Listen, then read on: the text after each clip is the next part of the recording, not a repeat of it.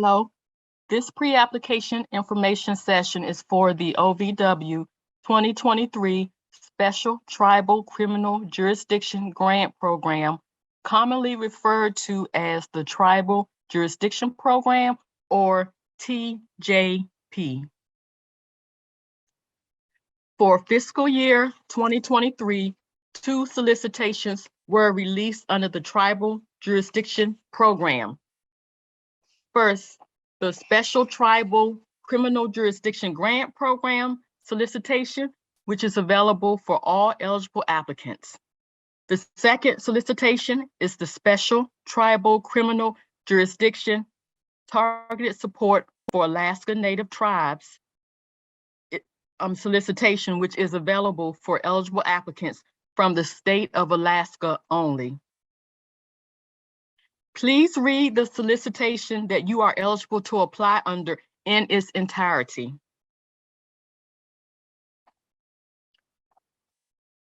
Applications under both solicitations are due by 9 p.m. Eastern Time on May 11, 2023. Applications are submitted through a 2-step process. The application for Federal Assistance Standard Form, or the SF-424, and the Disclosure of Lobbying Activities Form, or the SF-LLL, must be submitted in grants.gov by 11:59 p.m. Eastern Time on May 9, 2023.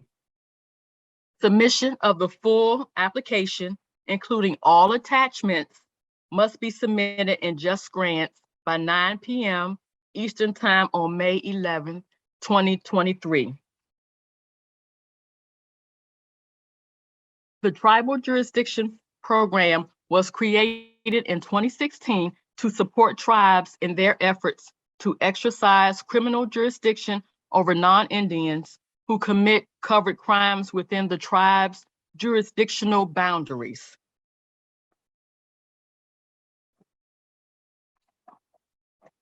The OVW Tribal Jurisdiction Program has four statutory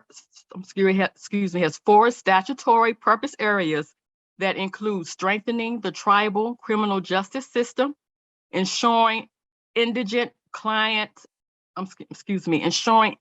criminal defendants are provided licensed defense counsel, ensuring that jurors are summoned, selected, and instructed consistent with requirements, and that crime victims' rights are afforded to victims in criminal cases. Please note, the Tribal Jurisdiction Program is not limited to tribes that are already exercising or immediately prepared to exercise jurisdiction upon receiving funding, nor is it a planning grant program that is limited to only tribes that are in the early planning and preparation phases. OVW funds tribes at different stages of development across the assessment and planning, implementation, and exercising phases.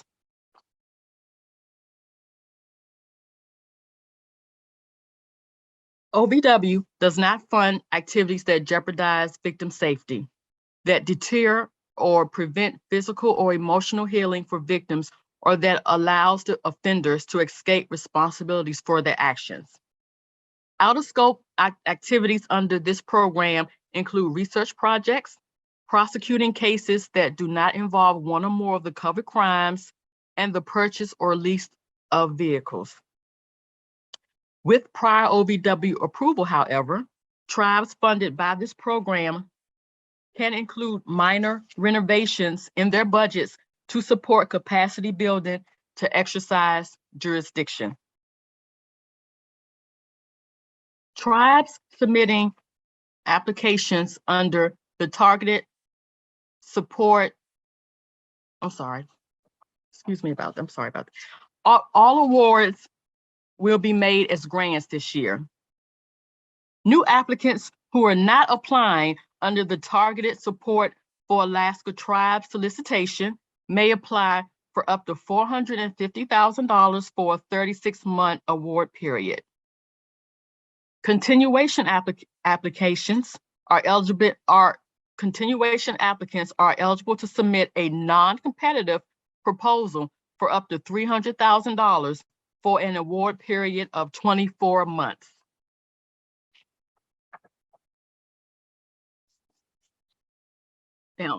Now, tribes submitting applications under the Targeted Support for Alaska Tribes solicitation may submit a new proposal for up to $500,000 for a 36-month award period. Applicants will submit applications as either a new or continuation project. New applicants are those that have never received a tribal jurisdiction program award or had prior tribal jurisdiction funding that ended on or before May 11, 2022. Continuation applicants are current tribal jurisdiction grantees that have a project end date of September 30, 2023. Tribes submitting a proposal under the Targeted Support for Alaska Native Tribes solicitation will apply as new applicants. There are no continuation applicants under the Alaska Tribal Jurisdiction solicitation. Now, mandatory program requirements. All grantees under the Tribal Jurisdiction Program must, 1, participate in OVW-sponsored training and technical assistance, including joining the Intertribal Technical Assistance Working Group, or ITWIG for short.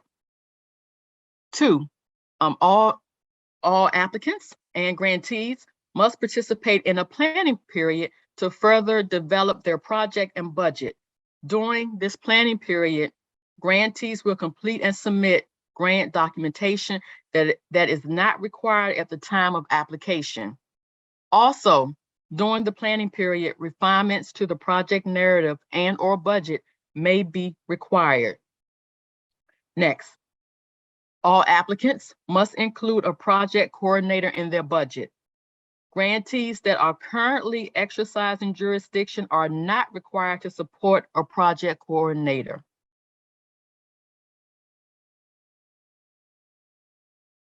Excuse me. Award recipients and applicants must develop and submit a memorandum of understanding, or MOU for short, or an internal memorandum of understanding, or IMOU for short, during the planning stage. That includes all required partners.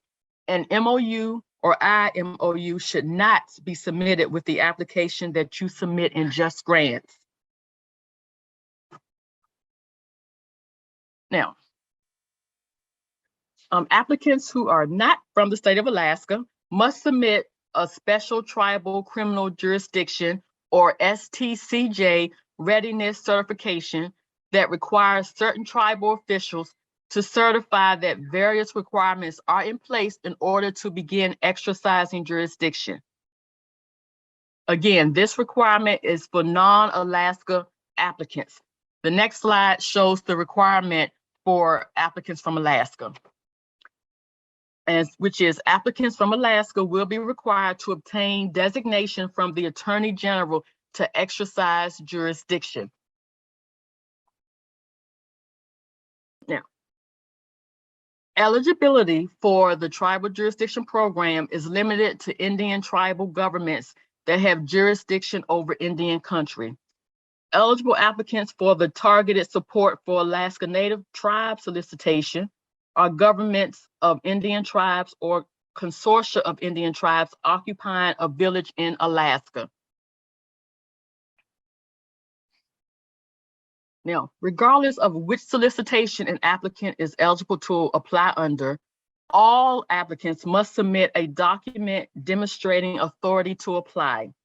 Detailed requirements for this document are listed on slides 16 and 17 of this presentation, as well as in the solicitations. Now, application contents. Now, the next few slides 18 through 19, list all of the documents that should be submitted with your application. I will highlight just a couple of things. First, the maximum page limit for the proposal narrative is 20 pages. Second, your budget must include funds to attend required OVW sponsored trainings.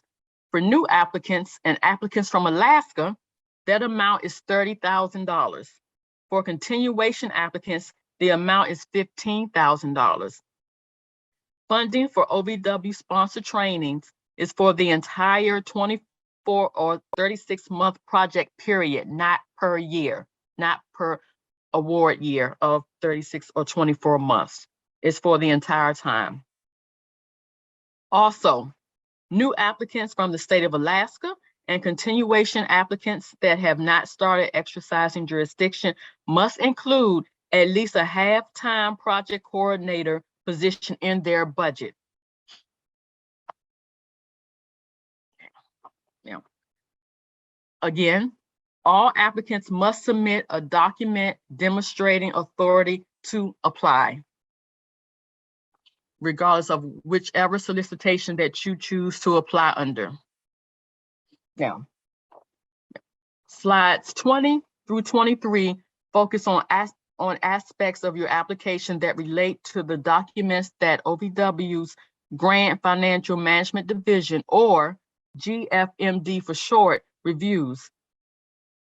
I will discuss some items that GFMD has identified from prior years' applications that can help with expediting their review process.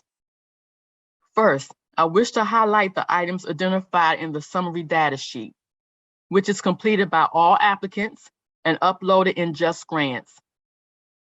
Refer to the table of contents in the solicitation for the exact page number to find the section on the summary data sheet. Two items that GFMD would like me to discuss with you are the single audit response and the IRS 3-step safe harbor procedure. First, the single audit response. This is question number 3 on the summary data sheet. OVW requires that all applicants provide a statement as to whether they have expended $750,000 or more in federal funds during their last fiscal year. If they have, then they have to indicate this and specify the end date of their last fiscal year. GFMD is finding that applicants do not always include all of this information. Please ensure that this question is answered in its entirety when you're answering the questions for the summary data sheet. And regarding the IRS 3-step safe harbor procedure, that is for nonprofits, and since the eligible applicants for this grant program are Indian tribal governments, this should not apply to you. But if it does apply to you, please refer to this section in the solicitation. The next item is the pre-award risk assessment questions. This assists GFMD during the pre-award risk assessment review for all applications. Each applicant must prepare a response to all 11 pre-award risk assessment questions. Please note that each question has multiple parts to it. GFMD has noticed from prior years that applicants do not always fully answer all parts of the pre-award risk assessment questions, which in turn requires them to reach out to the applicant and may delay funding decisions. Some of the most common issues encountered have been, for example, with question number 2, where the applicant indicates that they do have internal accounting policies and procedures, but then they don't provide a brief list of topics covered in these policies and procedures. For question number 3, some applicants fail to provide a brief summary of the organization's process for tracking expenditures, and more specifically, whether or not it tracks budgeted versus actual expenditures. These are just a few examples, but in general, please make sure that you read each component under every question and provide a full and comprehensive response. Both the summary data sheet and pre-award risk assessment questions must be uploaded in the section with your proposal narrative. This slide shows a screenshot of where you will upload the pre-award risk assessment, the summary data sheet, and the proposal narrative. You will see that these are uploaded under the proposal narrative section. It's a little blurry, but where the yellow check mark is on the right, it says proposal narrative. All three of these documents get uploaded in that section. This slide shows a list of several resources that are available to assist applicants with completing and submitting an application. OVW has resources for applicants on our website, which includes a solicitation companion guide. This slide also includes a link to the Just Grant Submission Guide, the uniform guidance found at 2 CFR Part 200 can be helpful as you draft your budgets. And GFMD has developed a detailed webinar to assist applicants in developing the budget for their grant application. This webinar provides some insight as to what OVW financial staff consider during their review of your budget. You can find this webinar under the budget information link on OVW's homepage, and the webinar is called Creating a Budget. Again, if you haven't already reviewed the tribal jurisdiction solicitations, you can find them on OVW's site under the Open Solicitations tab. And a link to this page can be found on this slide, and it's the second from the bottom link. Now, this slide shows the contact information for the OVW GFMD Help Desk if you have any financial questions.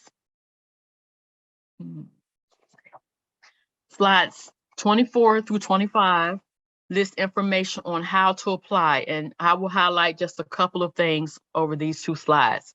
First, the application submission process, again, is a two-step process. Application materials will be started in grants.gov and fully submitted in Just Grants.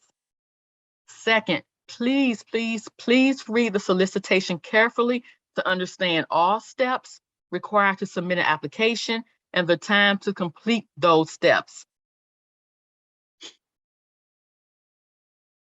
Some steps, such as obtaining a data universal number system or DUNS number, or registering with the System for Award Management, or SAM for short, or grants.gov may take several days to complete. OVW recommends that applicants begin these processes as soon as possible, but no later than the date suggested in the solicitation. Now, slides 26 through 31 provides detailed information on submitting your application in grants.gov and Just Grants that you can review if needed. But please note, all of the information on these slides, on the entire slide deck, are also located in the solicitations. Applications are due by 9 p.m. Eastern Time on May 11, 2023. Please review the How to Apply and Submission Dates and Time sections of the solicitation for required deadlines and OVW's policy on late submissions. Submitting the application documents at least 48 hours before each deadline, either the grants.gov or Just Grants as applicable, will enable applicants to receive notice of a failed submission and provide an opportunity to correct the error before the applicable deadline. And finally, here is contact information if you have questions or need any assistance. There is an email to the tribal jurisdiction mailbox if you have questions about the solicitation or about allowable or unallowable activities under the program. If you have financial questions, you have the email address and phone number for the OVW GFMD division. And if you have any technical questions regarding Just Grants and submitting in Just Grants, there's information there also as well, contact information. And this concludes the pre-application information session. Thank you for your attention and good luck.